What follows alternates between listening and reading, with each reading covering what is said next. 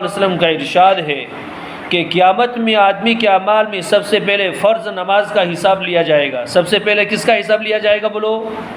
نماز۔ فرض نماز کا، جیسے کہ فجر کی نماز فرض ہے، ظہر 2 رکعت، ظہر کی 4 رکعت نماز فرض ہے، عصر میں 4 رکعت نماز فرض ہے، مغرب میں 3 رکعت نماز فرض ہے، اور عشاء میں 4 رکعت نماز فرض ہے، اور 3 رکعت نماز واجب وتر واجب ہے۔ تو کیا کہا کہ اگر نماز اچھی نکل آئی تو شخص کیا ہوگا؟ کل قیامت کے دن اللہ کے پاس کامیاب ہو جائے گا۔ کیا ہوگا؟ ہاں۔ اور کہتے ہیں اگر نماز بیکار ثابت ہوئی تو نامراد اور خسارے میں ہوگا۔ وہ شخص کیا ہوگا؟ اس کے منہ پر نماز نامراد اور خسارے میں ہوگا۔ پھر کیا کہا؟ اور اگر کچھ نماز میں کمی پائی گئی تو ارشاد خداوندی ہوگا کہ دیکھو اس بندے کے پاس کچھ نفلیں بھی ہے جن سے فرضوں کو پورا کر دیا جائے گا، اگر نکل آئی تو ان فرضوں کی تکمیل کر دی جائے گی۔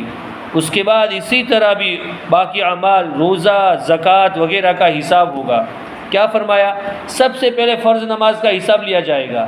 اگر فرض نماز صحیح ثابت ہو گئی تو کامیاب اور بامراد ہو جائے گا، اور اگر کہتے فرض نماز میں کمی ہوئی تو ہم جیسے عصر سے پہلے 4 رکعت نماز نفلہ پڑھتے ہیں، مغرب کے بعد نماز نفلہ رکعت سنت نفلہ پڑھتے کہ نہیں پڑھتے، عشاء کے بعد پڑھتے کہ نہیں، فجر سے پہلے، تو اس نے جتنی نفل نمازیں پڑھی ہوگی اس سے کمی پوری کی جائے گی۔ اگر فرض نماز میں کمی ہے تو نفل نمازوں کے ذریعے کیا کیا جائے گا؟ بولو عمر؟ اس کی کمی کو پورا کیا جائے گا۔ اس لیے کہا گیا ہے کہ سب سے پہلے حساب کس کا لیا جائے گا قیامت کے دن اعمال میں؟